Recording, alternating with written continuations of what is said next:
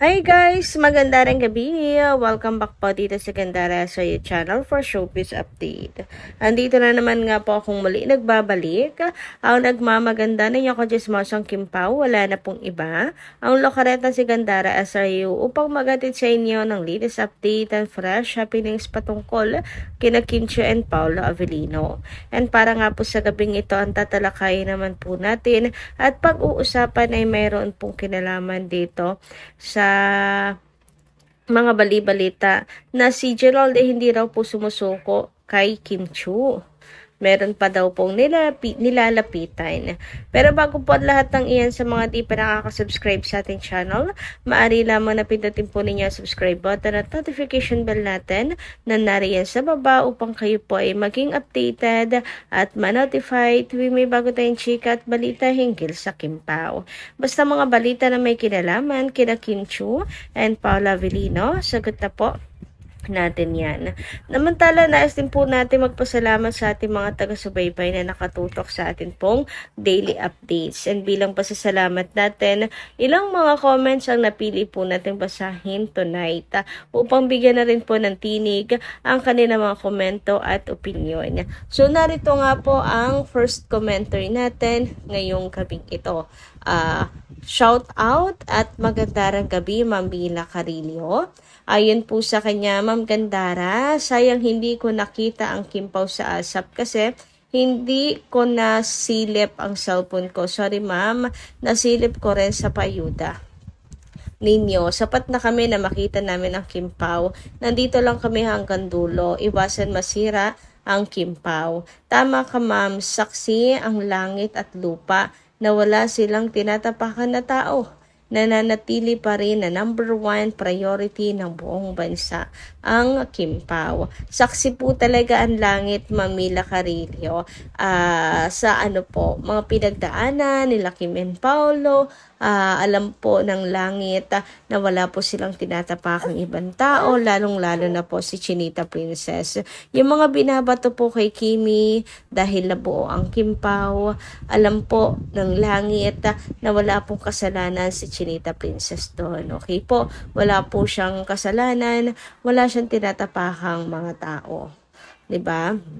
At sa the same time, syempre, sa story nila Kim and Paolo, kung paano po yan nagsimula, simula pa lang ng paglipat ni Paolo sa ABS-CBN, doon na po nagsimula ang love story nilang dalawa. And syempre tayo nandito na ina-appreciate at yung effort ni Pao para intayin si Kimi, at syempre, humanga sa tadhana. Kasi biruin nyo, ang tagal din no? Dekada din pong inabot mga kakimpaw. Grabe din talagang tadhana. Sobrang nakaka-amaze. Anyway, dumako naman po tayo sa next comment natin mula po kay Ma'am Edna Rubio. Magandang gabi, Madam Edna. Sabi niya, hindi yan Kimpaw. May project, sabi ni Sir EJ, tapos world tour. Kimpaw lang. Sabi yan ni Sir EJ, tapos Kimpaw yan training ni Kim. Hindi yan totoo. Matagal na yung 2020 pa yan. Tinapos lang ni Pao pagkatapos balik Kimpaw. Next project, Kimpaw. So siguro ibig niya lang sabihin dito, hindi totoo na may solo project si Kimi. Ang kanyang ginagawa po na training ngayon sa abroad ay para sa next project nilang dalawa ni Paolo Avellino na sobrang nakaka-curious. Kayo ba naku-curious din kayo? Ano yung training ni Kimi? Bakit sa abroad pa? Kasi kung ang tema ay drama romance, bakit kailangan ng training? Si Kimi naman po ay mahusay sa drama. 'Di ba? Sa romance din at the same time. Parang hindi naman po siya bago sa Kimpaw. Siguro depende sa yung character niya, baka medyo challenging din talaga. Baka mayroon pong ability, mayroon pong ibang kakayahan na character niya, kaya kinakailangan po mag-train. O baka naman mag-skating si Kimi. OMG! Nakakaloka! So ayan mga kakimpaw, naku-curious talaga ako. Anyway, tungkol sa project ni Paolo with Nadine, yes, matagal naman na po yun. Kailangan tapusin. And pagkatapos nun, balik to Kimpaw na po ulit. Kaya wag na po kayong magtampo kung may ibang project ngayon si Pao. Nakakatampo lang nung oras po ng promotion kasi hindi siya present, lagi si Kimi lang. Kasi kinakailangan po niyang taping or shooting sa ibang bansa with Nadine. Yun lang naman, wrong timing, kumbaga, wrong timing na kinakailangan pa kasi mag-promote ni Pao, tapos gano'n na sa ibang bansa siya. Anyway, dumako naman tayo sa next comment natin ngayong gabi. Mula po kay Madam Medi Soresca. Magandang gabi sa inyo. Shout out po. Mga artista yan na papaano mapaganda ang istorya kung hindi kasama yan sa project. Sensitibo na fans kayo, hay nako, manood na lang kayo ng The Alibay. Galing na mga karakter dito. Siguro tungkol to sa mga kissing scene, love scene, ganyan. So, totoo naman nga, para mapaganda pong istorya, ba diba?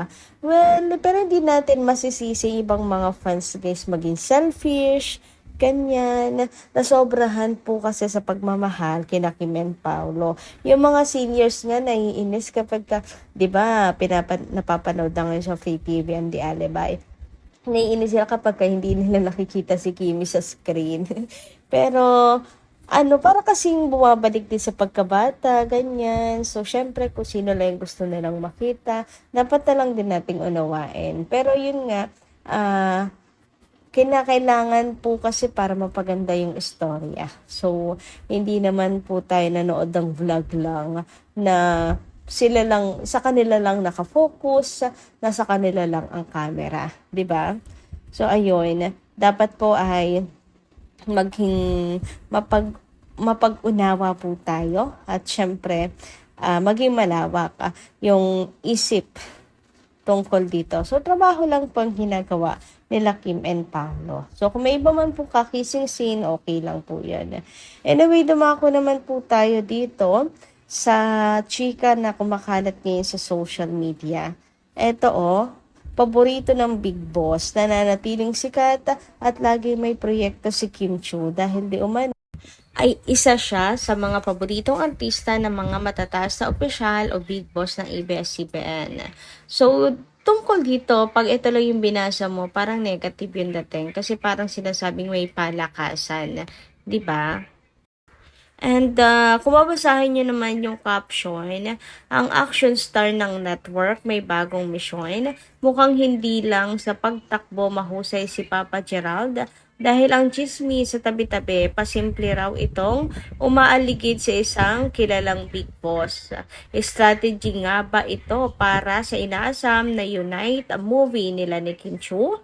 Pero teka, hindi papahuli ang kabilang kampo. Ang balita, kaya naman daw pala itong si Papa Paolo Avellino ay pinasunod hanggang France ang ating Chinita Princess dahil G na G as in si Gerald or as in Gerald na Gerald daw ang galawan ni Papa J. Baka mapagod ka kakatakbo, Je. Baka mas effective kung mag-audition ka na lang sa linlang to. Mukhang kailangan ng matinding diskarte para makatambal muli ang paborito ng bossing, lalo na't may bantay na linlang master sa paligid. Magkomento sa baba kung bet nyo silang dalawa ulit o Team Kim Pao forever na kayo. Paalala or disclaimer, ang post nito ay katuwaan at based lamang sa blind items na at hinala ng mga netizens sa social media.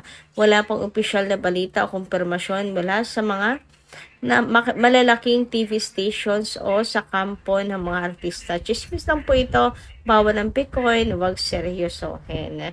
Grabe, at sana man ang galing, blind item daw. May nag-blind item. Pero gano'n sila kasigurado na si Kim Chiu ang tinutukoy na malakas sa Big Boss. Pero meron tayong mga nabasang comment, mga kakimpaw. Sabi dito, no doubt about it.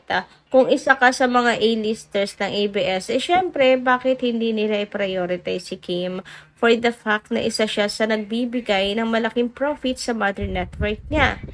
sentido komon na lang na naaalagaan siya kasi in demand nga sa masa. Bakit mo naman bibigyan ng project yung iba kung alam mo naman na malulugi lang? Showbiz is business. Kung sino ang mainit, in demand sa publiko, yan ang isasalang. Kaya yung mga buang na nag-iisip na sa kasiraan ni Kim, kayo na magtayo ng production company at mag-produce sa mga idol ninyo at bahala kayo kung magkano ipapasok na pera sa inyo. Period. Which is tama naman, diba? Wala ka duda-duda doon. A-lister si Kimi. Alam nga naman pabayaan nila si Kim Chiu. Siyempre kung sino yung nag-aangat ng pera sa kanila, yun ang ipaprioritize. Ganun sa business industry. Sa showbiz industry lalo na po. Mabuti na lang marami pong mga matitinong nagko-comment. Sabi pa nga dito, tumpak, Kim Chiu is an A-lister in ABS. Syempre, hanapan nila na mabigyan ng project dahil sa maraming fans. Alam nga namang doon ka sa limited ang fans. It's not about being favorite, but kung sinong magbibigay ng malaking kita sa kanila. ABS is engaging business. Yun ang sagot kung bakit si Kim, big fandoms really matters at iba ang support ng Kim Paulandia all the way. Saan ka ba makakita kahit bazaar ni Kim sold out? Yun lang ang isipin nila. Yung fan ng basher ni Kim kahit anong benta nila, sexy at maganda daw. Pero bakit limited ang fans ni Janine? May more pa, so hindi na natin nabasa kasi may kahabaan yung comment mga kakimpaw. Pero totoo, 'di ba? Hindi man kasi si Kimi, grabe din kasi talaga ang Kim Paulandia, full support, sobrang dami din. Ayan nga, kapag kami pa-bazaar, si Kimi sold out po agad. Nalala niyo yung post ni Kimi, pang 15 days po niyang bazaar, na sold out agad in 2 days. Grabe yon. Sobrang dami kaya nun, pero sold out in 2 days. Anyway guys, ano kaya yung chicken sinasabi nga na lumalapit po sa Big Boss na itong si Gerald para lang matuloy ang reunite movie daw nilang dalawa. Ayan. Pero mukhang fake news, pero ayan, maraming umaasa na sana ay magkaroon nga daw po ng comeback project ang dalawa. So, ano po inyong masisay tungkol doon? So, yun lang po muna ang ating update. Maraming salamat po sa inyong pakikinigan. Kita kas po tayo muli sa mga susunod natin, chika. Maraming salamat at ingat po kayo palagi.